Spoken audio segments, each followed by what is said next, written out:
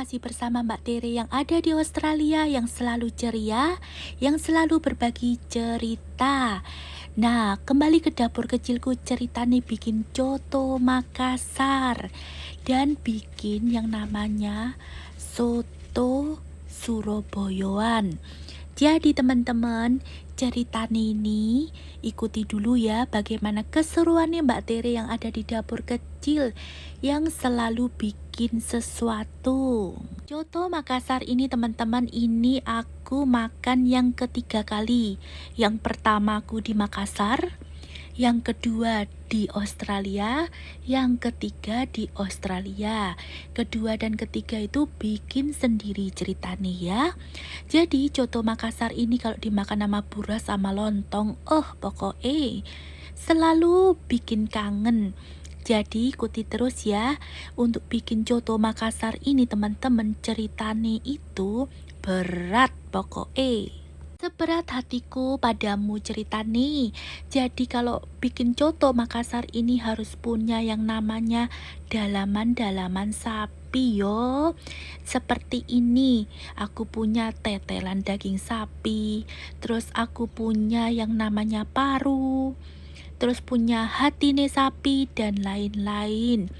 Terus pada waktu kalau masak itu harus sampai betul-betul melekok-melekok.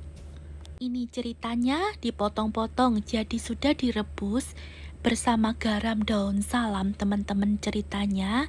Ini ada hati sapi, terus ada paruni sapi, terus nanti tak tambah sing namanya kikil sapi, telan daging sapi, bawang goreng merah. Terus ini ada daun seledri dan jeruk nipis cerita nih. Pokoknya tabrak-tabrak ya kalau Mbak Tere ya, karena masalahnya itu kalau bikin di dapur cintaku ini yang ada saja. Ada sesuatu seperti ini tuh sudah melekok-melekok wis pokoknya sambelnya tuh seperti ini. Perpaduan antara sambal kecil merah dan hijau. Soto Makassar ini memiliki tekstur yang luar biasa karena dia itu pada waktu dimakan itu yang pertama kali aku coba itu adalah gurih dari kuah kacang. Jadi untuk resep lengkapnya nanti aku akan tuliskan di description bila kalian suka, monggo dilihat. Pada waktu aku merebus seperti ini ada tetelan daging sapi, ada daging sapi, ada hatinya sapi, dan ada yang namanya paru. Jadi di sini itu kalau kalian mau nambahkan seperti aku tak tambah kikil sapi yo monggo ya. Jadi seperti ini dalaman-dalamannya. Jangan lupa dimasukkan seperti lengkuas, garam, dan satu persatu akan dimasukkan. Jadi aku tambahkan serai dan daun salam untuk merebusnya. Seperti ini ya. Jadi biar betul-betul meresap bumbunya itu ke dalam dalaman-dalaman sapi ini sama daging sapi dan tetelan daging sapi. Untuk bikin ini itu diperlukan prosesnya lama, jadi sedikit demi sedikit ya. Nantinya itu menggunakan apinya itu tidak boleh terlalu besar, jadi betul-betul merebusnya sampai meresap sedikit demi sedikit. Itu maksudnya itu sampai dia betul-betul ini ya harum dan betul-betul tidak memakai api yang besar. Pada waktu aku menggongseng bumbunya seperti ini, terus jangan lupa dimasukkan yang namanya kacang yang sudah di blend. Jadi aku beli seperti ini ya, kacangnya udah di blend ya. Jadi nanti ini aku masukkan sekitar 250 gram. Seperti ini dimasukkan. Jadi bumbunya itu betul-betul mantap, gurih, rasanya itu betul-betul pokoknya harus diikuti ya.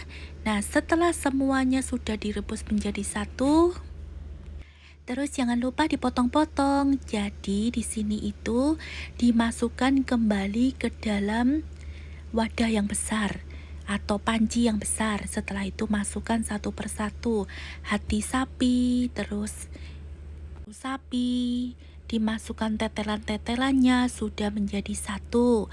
Nah, teman-teman, ini ceritanya bagaimana keseruanku di dapur kecil bikin yang namanya coto Makassar, tetapi tidak memakai buras dan lontong. Untuk resep lontongnya sudah pernah aku unggah ya di YouTubeku sini juga. Nanti aku kasih linknya. Bila kalian suka, monggo. Jadi semuanya sudah seperti ini. Kalau kalian tidak suka dengan yang namanya jeroan, kalian bisa bikin memakai tetelan sapi dan daging sapi saja. Setelah itu tata rapi seperti ini, daun bawang atau seledri silakan dimasukkan. Bawang putih, bawang merah goreng dimasukkan jadi seperti ini. Ini cara makannya teman-teman ya. Jadi ini ala-ala Mbak Tere. Kalau kalian yang asli Makassar, kalian tahu ya inilah masakan coto Makassar aku bikin di Australia. Jadi kekuranganku pasti banyak, tapi inilah ciri khas dari Mbak Tere bikin yang ada saja. Penting bisa mengobati rasa kangenku, kangen dan rinduku masakan-masakan Nusantara. Sekarang ini sing namane soto Jawa Timuran. Lek soto Jawa Timuran ini mau pakai soto daging seperti ini. Jadi sambelnya itu berbeda juga ya. Dan di sini itu boleh memakai telur asin, telur rebus ayam biasa juga boleh. Di setiap kota, di setiap daerah yang ada di Nusantara ini mempunyai soto coto yang berbeda-beda. Jadi alangkah indahnya teman-teman bila kalian mencoba satu persatu ya. Jadi aku tuh seneng gitu mencoba sesuatu yang dari kota lain atau provinsi lain gitu ceritanya. Jadi coto ini sudah selesai. Sekarang soto ini sudah selesai juga. Terima kasih yang selalu hadir teman-teman, dan di sini itu aku berbagi resep juga kepada kalian. Bila kalian suka silakan lihat di linknya, dan nanti itu aku akan berikan bagaimana resep yang aku punya untuk kalian. Bila kalian suka ya monggo lo ya. Sampai berjumpa kembali di video-video Mbak Tere selanjutnya.